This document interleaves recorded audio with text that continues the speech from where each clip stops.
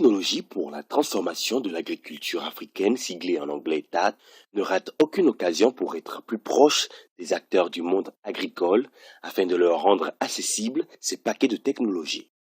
Ce programme mis en place par la Banque africaine de développement BAD a été fortement représenté du 22 novembre au 1er décembre 2019 au Salon international de l'agriculture et des ressources animales d'Abidjan, Sahara.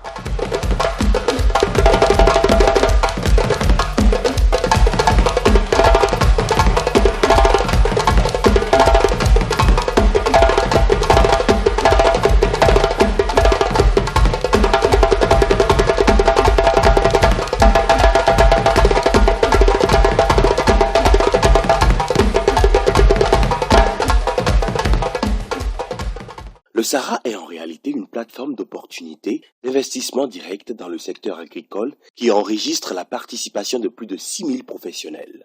C'est donc un rendez-vous exceptionnel pour donner de la visibilité au programme TAT et surtout pour faire connaître les technologies promues à des milliers d'acteurs en peu de temps.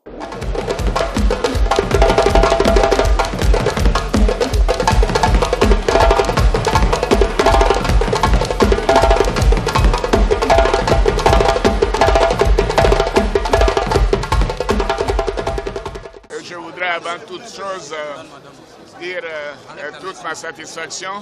C'est un événement essentiel. Vous savez, la Côte d'Ivoire est un pays agricole et ce que nous voulons maintenant, c'est de passer à la seconde étape. Bien sûr, continuer d'augmenter la production, mais également passer à la transformation de tout ce qui est produit manufacturé. Dans un décor illustrant les composantes du TAT, la délégation a mis en exergue les différents atouts du programme pour accrocher l'attention des milliers de visiteurs présents à ce rendez-vous incontournable à Abidjan. Il a 500, il est très bon, parfumé, c'est un riz local de luxe. Un kilo, c'est quoi, 10 000? Il est parti,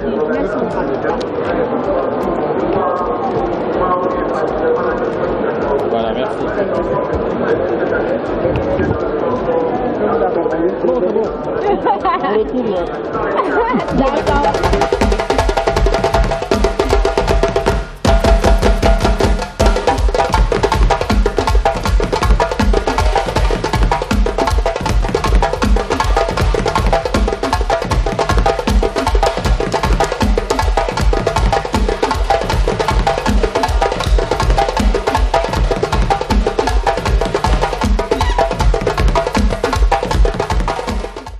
Africa Rice, qui prend une part active dans la mise en œuvre du programme TAT, a comme objectif d'atteindre au moins 2 millions de bénéficiaires avec la chaîne de valeur riz. L'institution de recherche déploie à cet effet toutes ses énergies pour faire connaître les technologies qu'elle a conçues et en cours de dissémination dans les pays bénéficiaires du programme.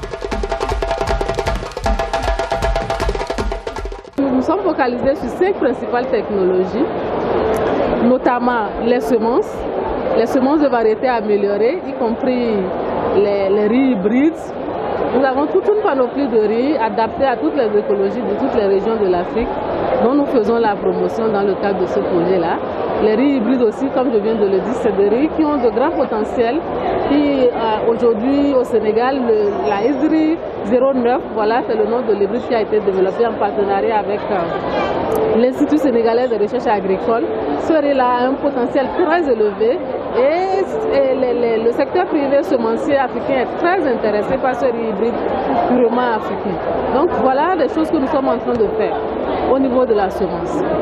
En dehors des semences, vous savez que pour une bonne production, il faut de la bonne semence, mais les bonnes semences à elles seules ne suffisent pas. Lorsque vous avez les bonnes semences, il faut les accompagner de bonnes pratiques agricoles. Donc nous faisons également la dissémination des bonnes pratiques agricoles au niveau des producteurs. En plus des bonnes pratiques agricoles, nous avons une technologie Android que nous appelons le Rice Advice. Le Rice Advice est une technologie qui permet de donner des renseignements très précis, spécifiques selon la composition des terres et le besoin de rendement que chaque producteur exprime. Nous leur donnons des conseils afin qu'ils améliorent leur rendement. Et donc, grâce au Rice Advice, le producteur peut savoir déjà quelles sont les quantités d'intrants qu'il faut utiliser pour avoir une production de riz optimale. Dans le cadre de la collaboration entre Africa Rice et l'Égypte, un travail extraordinaire a été développé pour obtenir des hybrides favorisant ainsi l'augmentation des productions et des grains très appréciés. De pareils exploits émergent sur le continent.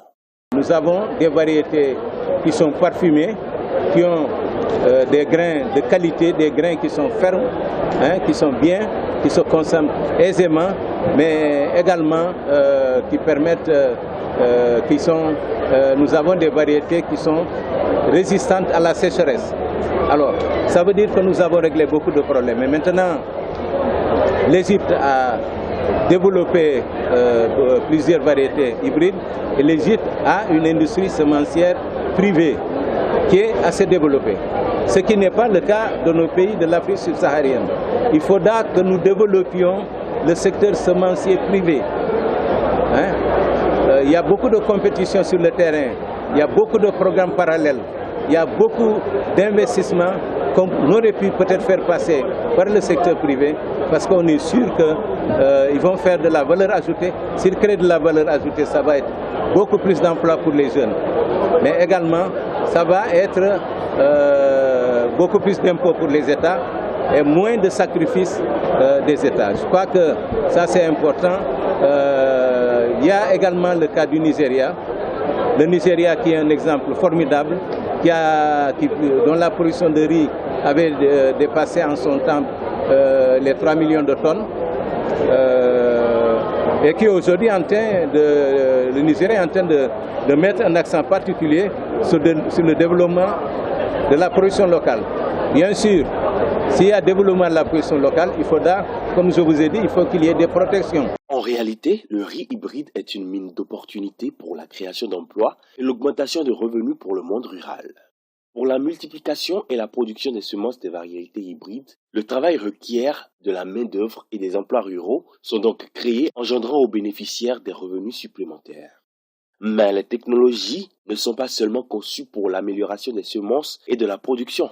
D'autres outils très efficaces sont par exemple utilisés pour le battage et l'étuvage des productions agricoles, améliorant les conditions de travail, surtout des femmes. Toutes ces technologies sont accessibles aux producteurs grâce à un dispositif bien structuré qui fait ses preuves. Cette technologie est très genre sensible. Avec la technologie d'étuvage GEM, les femmes peuvent étuver leur riz sans s'exposer à la fumée, parce que c'est une technologie qui utilise les balles de riz. Elles peuvent le faire en préservant la nature parce qu'elles utilisent moins de bois. Elles peuvent le faire aussi sans avoir l'odeur de cette fumée-là qui caractérisait les femmes étuvées. Donc, c'est une technologie qui est très genre sensible et qui est utilisable aussi bien par les hommes que par les femmes. Donc voilà tout ce que nous faisons dans le cadre du projet TAT ici à Africa Rice. Aujourd'hui, nous sommes présents sur le Sahara. Nous exposons du riz. Vous voyez beaucoup de riz. Voilà du riz local ivoire qui est emballé dans des sachets. Vous voyez ici le riz étuvé. Ce riz étuvé là vient d'un partenariat entre différents acteurs de la chaîne de valeur. Dans le cadre de ce projet, ce que nous faisons, c'est que nous regroupons les acteurs de la chaîne de valeur riz autour des creusets que nous appelons des plateformes d'innovation. Au sein des plateformes d'innovation, vous avez des producteurs, vous avez des semenciers, vous avez des transformateurs, nous avons des équipementiers, les institutions de microfinance, nous avons également les commerçants. Donc c'est toute une chaîne qui est en train de valoriser le riz à toutes les étapes. Et c'est dans ce sens-là que nous avons créé la plateforme d'innovation de Bouaké, ici en Côte d'Ivoire. Et au sein de cette plateforme d'innovation, nous avons identifié quelqu'un comme celui qui va traîner les autres pour pouvoir les mettre au travail. Et c'est celui-là qu'on appelle le champion de la plateforme. Le champion de cette plateforme, c'est Rina, l'entreprise Rina, qui produit la marque de riz local ivoire et la marque de riz ivoire. En parcourant les stands d'exposition, les visiteurs ont une autre image du riz africain. La finesse avec laquelle les produits sont conçus et les séances de dégustation ont séduit Africains, Européens et même Asiatiques rencontrés au cours du Sahara 2019.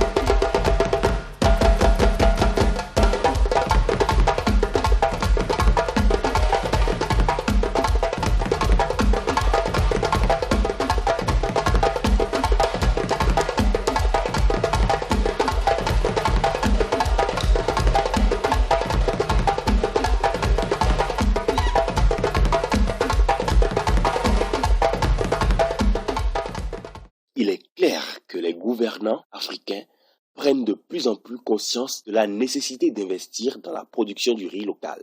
Un engouement sur lequel le programme TAD et Africa Rice se focalise pour susciter et accompagner la révolution agricole avec comme contribution la garantie de la sécurité alimentaire sur le continent. On est en train de travailler sur la révolution agricole autour du riz pour assurer la sécurité alimentaire. Je pense que les États en sont conscients aujourd'hui et vous savez, la vie est ainsi faite, hein. La vie est un éternel recommencement. Il y a eu des problèmes. Je vous donne le cas de l'Europe. L'Europe s'est développée parce que, au sortir de la Deuxième Guerre mondiale, les populations n'avaient pas de quoi manger. Les gens se mettaient dans les rangs. Alors, qu'est-ce qui s'est passé? Les gens ont dit il faut qu'on règle ce problème-là. Parce que c'est quand les gens se mettent dans les rangs, ils ne travaillent plus, ils passent toute la journée là-bas. Il y a le petit banditisme qui se développe, il y a l'insécurité alimentaire. Et l'insécurité alimentaire engendre l'insécurité sociale, l'insécurité publique. Alors c'est là que le plan Marshall a été développé. Le plan Marshall, c'est un business de 130 milliards de dollars que les Américains ont injecté. En 4-5 ans, on a stabilisé l'Europe et le problème de la faim a été réglé. Alors, est-ce que ce n'est pas possible pour l'Afrique? C'est bien possible. La révolution agricole est possible. Le programme TAT a eu l'opportunité de démontrer cela à nouveau. Les experts sont venus de toutes les grandes institutions. La Banque africaine de développement, la Banque mondiale, la FAO. Les brillantes communications et les échanges qui ont suivi rendent suffisamment compte de l'intérêt réel et soutenu de tous. L'agriculture africaine, disposant d'atouts et de potentialités à même de lui permettre de faire face aux défis de la sécurité alimentaire et de la nutrition à l'horizon 2030.